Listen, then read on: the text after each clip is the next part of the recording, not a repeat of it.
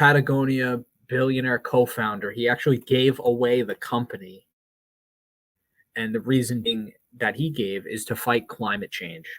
So this is a really interesting topic. So Patagonia is one of these companies that, for those of you who don't know, they're very similar to North Face in that they mostly make outdoor apparel that's geared towards like skiers, snowboarders, and hikers.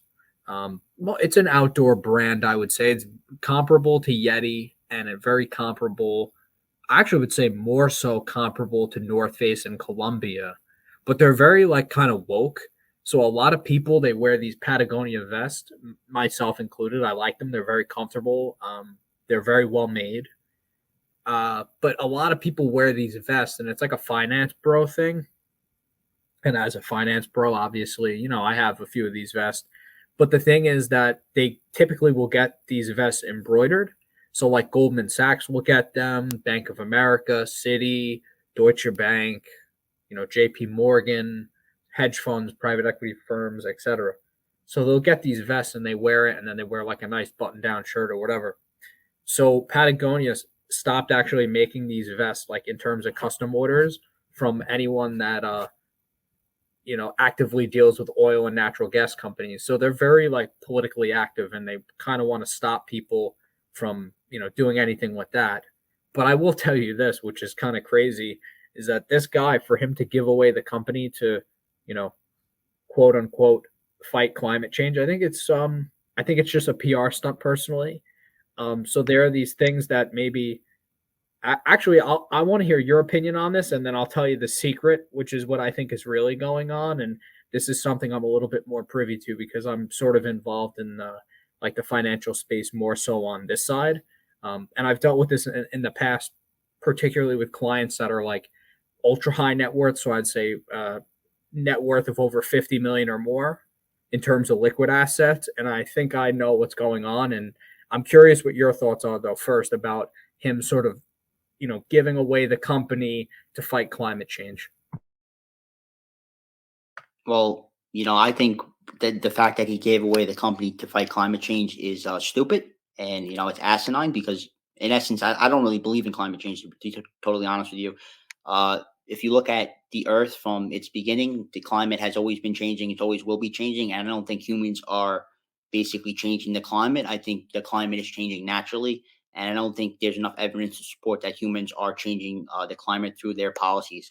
And this goes back to this whole climate change fiasco. I blame it on one person and one person alone who basically was able to galvanize troops and gain public support for this idiocracy theory of climate change, and that's Greta Thunberg. What And about she's Al Gore? basically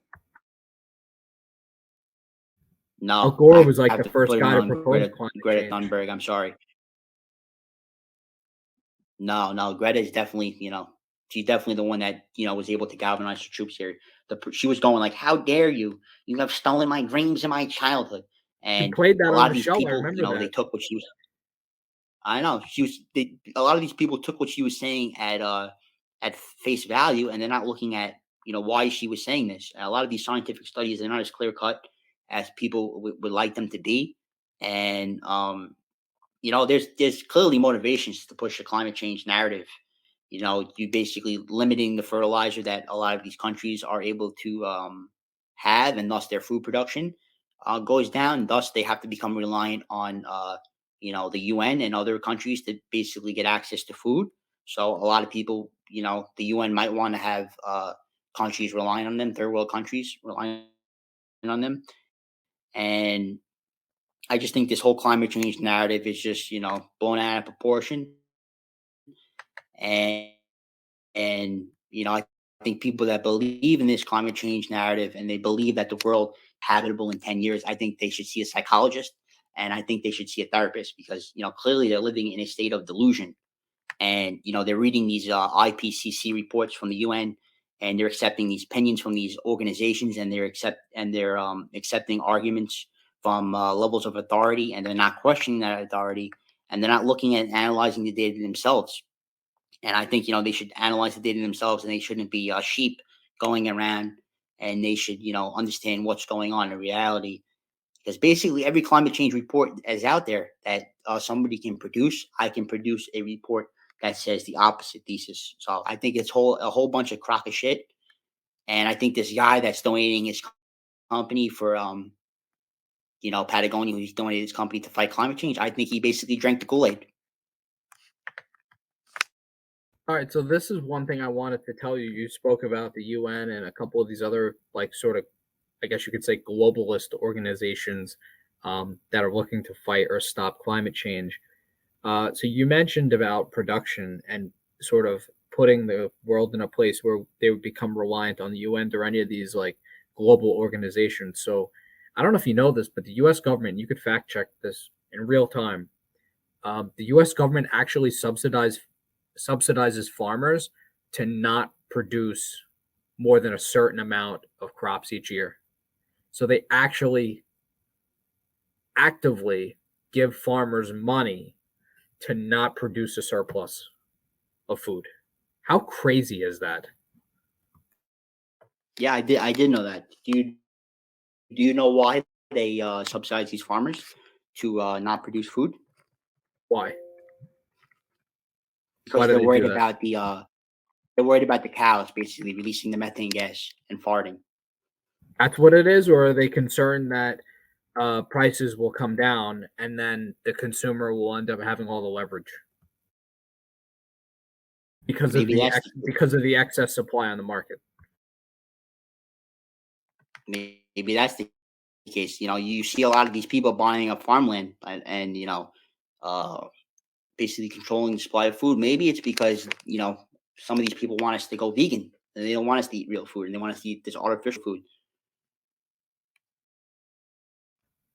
That's possible. Do you know what a DAF is or no? Don't give a fuck. No. So a DAF is a good guess. A DAF is a donor advisor fund. Okay. So Oh yeah, I know what that is. Yeah. this is some fucking crazy shit that 99% of people don't know about.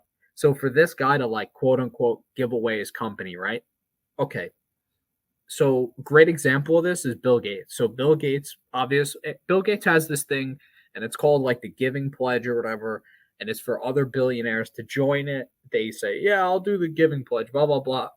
And they pledge their assets to the Gates Foundation or to whichever 501c3 it's directed towards. And in doing so, they pledge their assets to be given to, let's say, the Gates Foundation. Let's use Warren Buffett as an example, okay? So Warren Buffett pledged like a portion of his assets to go to the Gates Foundation after his death. So what happens is he actually gets an immediate tax break and he retains ownership of these assets in the form of, this is a DAF, where let's say Buffett gives away $30 billion to the Gates Foundation. He gets a certain amount of that 30 billion. I think I said million, but 30 billion. I'll correct myself. Yeah, you can deduct up to 60% of your AGI Yes. on a donor Yes, advised fund. exactly. So he's able to reap the reward of an immediate tax benefit while maintaining ownership of the assets during the time of his life. And now what happens is he gets that tax break, but this is where it gets tricky is with DAFs, they have to pay out. I think they have to have 5% payouts, but what they do is they do it in the form of salaries so they can just pay themselves. So it's this whole weird thing where they get the tax break and then every year they're able to recoup some of the money in the form of paying themselves a salary.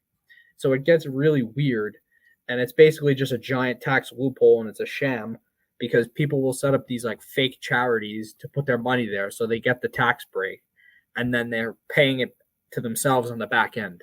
And it's just a weird shell game that they play, but it's all for show. It's all bullshit. They don't really care about actually solving any problems. They just want the immediate tax break and then be able to shelter their assets. So there really isn't any situation of them paying some type of like estate tax, right? Because right now the estate tax is 24 million for married people, and it's 12 million for individuals. So it's just about sheltering income is pretty much what it is. So for this guy, in my opinion, what I think he did is I think he underwent and set up a DAF. He gets his immediate tax break because he is a billionaire. He probably has a large amount of embedded gains or embedded income that he's going to have a big tax bill on. Makes sense. We're closing in on the end of the year. He'll get this done. The deadline to do a DAF is the 31st, so you have to file. It's December 31st, I should clarify. So, he's like 2 months out pretty much.